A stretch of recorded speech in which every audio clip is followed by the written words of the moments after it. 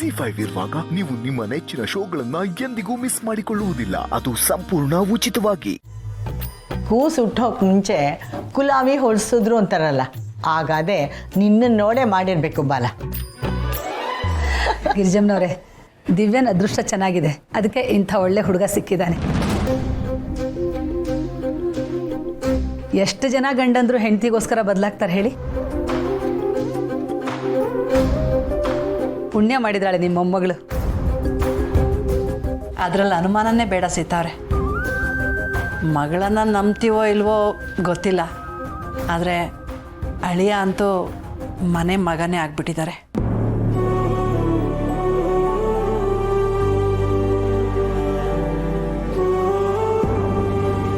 ನಮ್ಮ ದಿವ್ಯಂಗೆ ಒಳ್ಳೆ ಗಂಡ ಮಾತ್ರ ಅಲ್ಲ, ನಮಗೂ ಕೂಡ ಒಳ್ಳೆ ಅಳಿಯನೇ.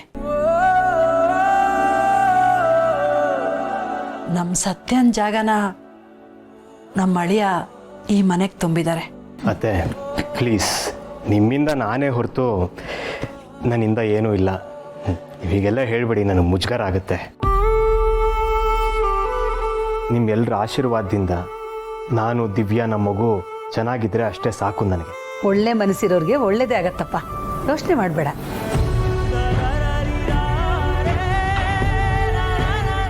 ಸೀತಮ್ಮ, ನಿಮ್ಮ ಸೊಸೆ ಯಾಕೆ ಸುಮ್ಮನಿದ್ದಾಳೆ? ದಿವ್ಯನ ಸರದಿ ಮುಗೀತು. ನಿಮ್ಮನ್ನು ಯಾವಾಗ ಅಜ್ಜಿ ಮಾಡ್ತಾಳಂತೆ ನಮ್ಮ ಸತ್ಯ?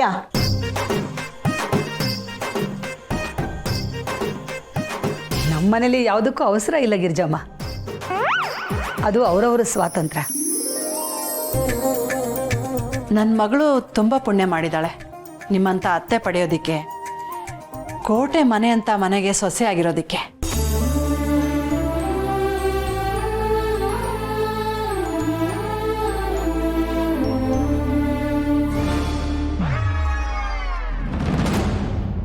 ಎಲ್ಲರೂ ಸೇರ್ಕೊಂಡು ನನ್ನನ್ನೇ ಹರಕೆ ಕುರಿ ಥರ ಕೂರಿಸಿದ್ದಾರೆ.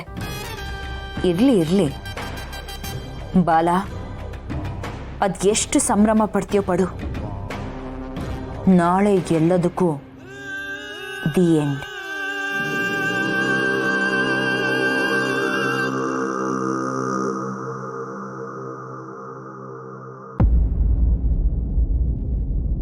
ನೋಡೋಣ ಪದ್ದು, ನೀನು ಹೆಚ್ಚಿಗೆ ಟೆನ್ಷನ್ ಮಾಡ್ಕೋಬೇಡ. ನಾನು ಸತ್ಯ ಹತ್ರ ಮಾತಾಡಿದ್ದೀನಿ. ಅವಳು ಏನಾದರೂ ಮಾಡ್ತೀನಿ ಅಂತ ಹೇಳಿದಾಳೆ. ಅಣ್ಣನೂ ಭರವಸೆ ಕೊಟ್ಟಿದ್ದಾನೆ. ಒಟ್ಟಿನಲ್ಲಿ ಈ ಮನೆಯವ್ರಿಗೆಲ್ಲ ಒಳ್ಳೇದಾದರೆ ಅಷ್ಟೇ ಸಾಕು. ಸಾಧ್ಯನೇ ಇಲ್ಲ.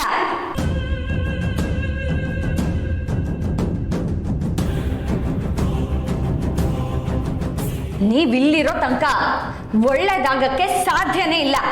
ರಿತು, ರೀ ಇಲ್ಲಿ ಸುಮ್ಮನೆ ಇರ್ರಿ. ಅಬ್ಬಬ್ಬಬ್ಬ, ಚೆನ್ನಾಗಿದೆ ಇಬ್ರು ಕಾಂಬಿನೇಷನ್. ಅಲ್ಲ, ನಿಮಗ್ ನಾಚಿಕೆ ಮಾನ ಮರ್ಯಾದೆ ಏನೂ ಇಲ್ವಾ? ಅಮ್ಮ ಇಲ್ದೇ ಇರೋ ಸಮಯನ ನೋಡಿ ಅದರ ಅಡ್ವಾಂಟೇಜ್ ತಗೋತಾ ಇದ್ದೀರಾ?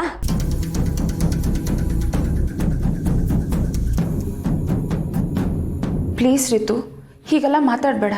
ನಾವು ಜಸ್ಟ್ ಮಾತಾಡ್ತಿದ್ವಿ ಅಷ್ಟೇ. ಅದೇ ನಾನ್ ನೋಡಿದ್ನಲ್ಲ, ನೀವಿಬ್ರು ಕೈ ಕೈ ಹಿಡ್ಕೊಂಡು ಮಾತಾಡ್ತಾ ಇದ್ದಿದ್ ಚಂದನ. ರಿತು, ನೀನು ತಪ್ಪಿಕೊಂಡಿದ್ಯಾ. ನೀನು ಅನ್ಕೊಂಡ್ರಾಗೆ ಇಲ್ಲೇನೂ ಇಲ್ಲ. ನಾನೇನ್ ಚಿಕ್ಕವಳಲ್ಲ, ನನಗೂ ಎಲ್ಲ ಅರ್ಥ ಆಗತ್ತೆ. ನೀವಿಬ್ರು ಇಲ್ಲಿ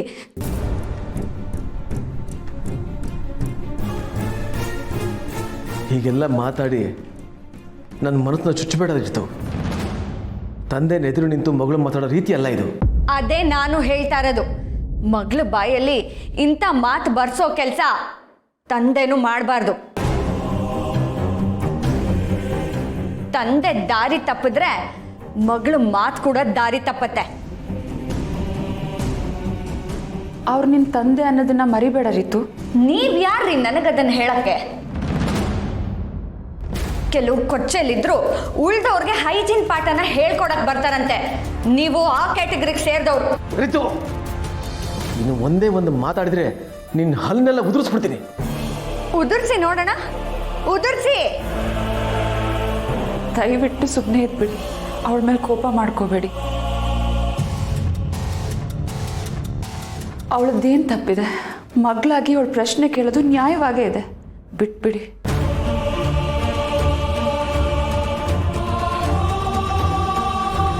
ಓ, ಯಾಕೆ ಸುಮ್ಮನೆ ಆದ್ರಿ? ಇವ್ರು ಹೇಳಿದ್ರು ಅಂತನಾ? ಸ್ವಂತ ಮಗಳನ್ನಾದ್ರೂ ಬಿಟ್ಕೊಟ್ಬಿಡ್ತೀರಾ, ಆದ್ರೆ ಇವ್ರನ್ನ ಮಾತ್ರ ನಾವೇನು ಅನ್ಬಾರ್ದಲ್ವಾ? Good, very good. ನಿಮ್ ತರದಪ್ಪ ಯಾರಿಗೂ ಸಿಗ್ಬಾರ್ದು, ಯಾರಿಗೂ ಸಿಗ್ಬಾರ್ದು.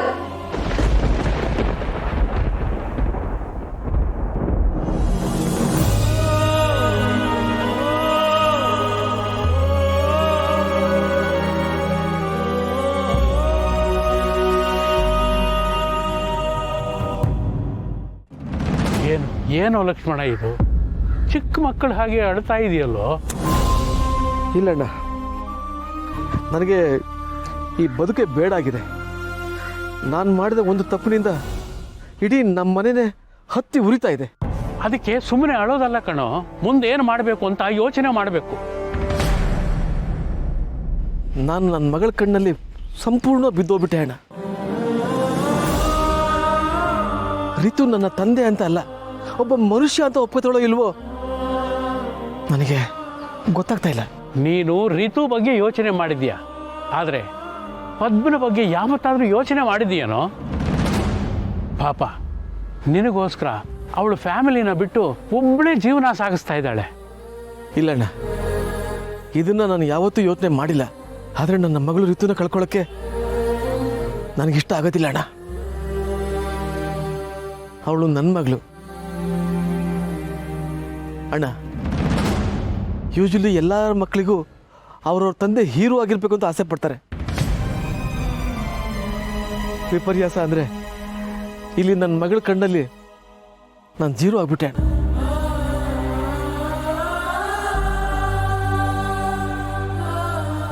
ಲಕ್ಷ್ಮಣ, ತಪ್ಪು ಮಾಡಿದವನು ತಿದ್ದಿ ನಡ್ಕೊಂಡ್ರೆ ಅವನೇ ನಿಜವಾದ ಹೀರೋ ಕಣೋ. ಅದನ್ನ ಅರ್ಥ ಮಾಡ್ಕೋ. ಈಗ ನಾನು ಏನು ಮಾಡು ಅಂತೀಯ?